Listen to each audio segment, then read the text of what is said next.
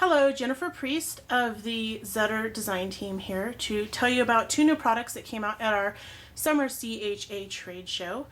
These are both products that work with our Bind-it-All and our existing tools. This is called Add-it-Alls, and it allows you to add an extra page to your project after it's already been bound. So we're going to talk about that a little bit more in a little bit. The other product that we have is called the Binding Buddy, and this works with your current Bind-it-All version 2.0, the pink Bind-it-All, or you can use it with the blue Bind-it-All, the version 1.0. And what this does is it allows you to close more O-wires at one time with your Bind-it-All than just using the Bind-it-All alone. So the Bind-it-All works great to close 6 wires at a time, but sometimes if you're in a hurry, you might want to use the Binding Buddy, which will allow you to close up to 12 O-wires at one time. So here's how it works. It comes with two different plates. One says Zutter Innovative Products and the other one says Binding Buddy. And the way that you're going to place these into your Bind-it-All is as follows.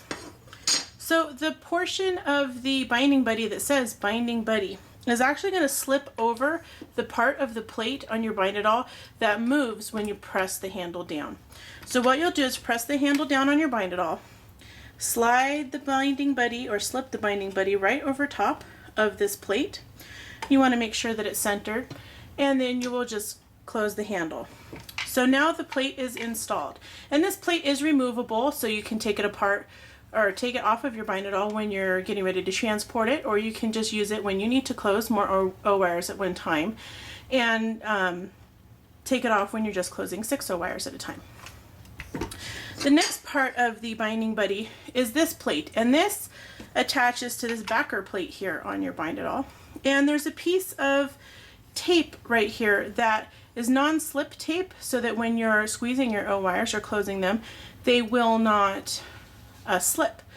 And on the different versions of the Bind-it-All, depending on how much use your Bind-it-All has had, this tape may be a little bit thicker than other Bind-it-Alls. And that's fine. What you're going to do with this plate is you're going to slip it on from the top, and you want to match it up to these sections of the Bind-it-All. So you can kind of see that this, if I turn it over this way, you can see that this plate flares out a little bit right there. You're going to slip the Binding Buddy over top so that the notches on the Binding Buddy fit right over those flares. Okay, so just slide it on from the top. And if your Bind-it-All, on some of these it'll slide on a little bit easier, and on some it'll be a little bit more difficult, and that's only because the tape is thicker. So once you've slid it on and off a couple times, the tape will be compressed a little bit more, and it'll be just easy peasy to slide it on and off. Alright, now that we have our Binding Buddy installed, we're ready to close the O-wires on a book. And you're going to set the O-wire channel exactly the same way as we set the O-wire channel on the Bind-it-All without the Binding Buddy. You're going to locate the plastic tab that coordinates with the size of O-wire you're using. So here I have 3/4 inch O-wire, so I'm going to set my channel for 3/4 inch O-wire. So what I'll do is I'll use this plastic tab to set the channel. I'll use the knob here to widen the channel first. And then I want my tab to slide freely in the channel. So now that the tab fits in the channel really well, I'm ready to close my O-wires. So here I have a book that I'm going to bind with the Bind-it-All. And it's a 6-inch tall book, so here's 10 loops of O-wire. And normally on the Bind-it-All this would take 2 passes to close, which is totally fine. But say I'm making a bunch of these for a wedding or something like that, I may want to use my Binding Buddy to close them quicker. So I'm just going to place my O-wires in the channel here, just like I normally would on the Bind-it-All, making sure that the little feet of my O-wires are flat down on that black base of the Bind-it-All. I will simply press the handle down. Let me move this ribbon so you can see exactly what I'm doing. I will press the handle down, and now it's going to close all of those O-wires all at once. And so now my book is bound. Now what if I made this and I discovered that I forgot to put something inside of the book? Well, I can use our removable page protectors to add extra photos in, but what if I actually forgot a page in the book? So here I can use this and just, you know, hook it into my O-wires. Now, if I forgot an actual page in the book, what I can do is now use the Add-it-alls. It's just the same mechanism as our removable page protectors, but it has an adhesive strip along one side of it so that you can attach it to anything. So let's say that I wanted to add this cute little fancy paper bag to my book as a page. What I would do is peel the adhesive backing off of my Add-it-all. And these come in 12-inch strips. So say it was a 12-inch strip. What I would do is kind of line it up to my item and see if it's too long. And what you'll want to do is cut it between the little broken loops. Okay, so you're going to cut it like in the middle of one of the T's. And since it comes in 12-inch lengths, it comes with several to a pack. You can cut this and use it for lots of different books and lots of items of different heights. Alright, once I have my adhesive exposed, what I'll do is just adhere my bag to it. And this works great with greeting cards or any kind of thing you want to add to your book. Now if it's too long, I can trim it just a little bit more. And now I'm ready to add this page to my book. So I can just turn to the page that I want it to be at.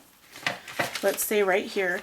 And now I will just pop the little T-shapes in between the O-wires. And now my book is attached, or my page is attached to my book, and no one will ever know the difference. Now, the other thing that I find really cool about Add-it-alls is that besides adding you can add thicker items. So this is from the LA County Fair. It's the little fair book that I got when I took my kids to the fair. And it's just a little bit thick to go in the Bind-it-all, and maybe I don't want it punched because I want to be able to see like the map on the inside and not have holes in it. So the Add-it-alls are a really good thing to use to add things like this to your books. So what I'll do is again remove my adhesive. And you don't have to use a full 12-inch piece. Like this is an 8-inch tall book. I don't have to use a full 8-inch Add-it-all to add this page in. So I'm just going to lay my Add-it-all down with the adhesive side up, stick my book to it, and now I can just easily snap this into my mini album, and it's a page in there, and I still preserve the integrity of my book. I can still use it. It's still functional as a book.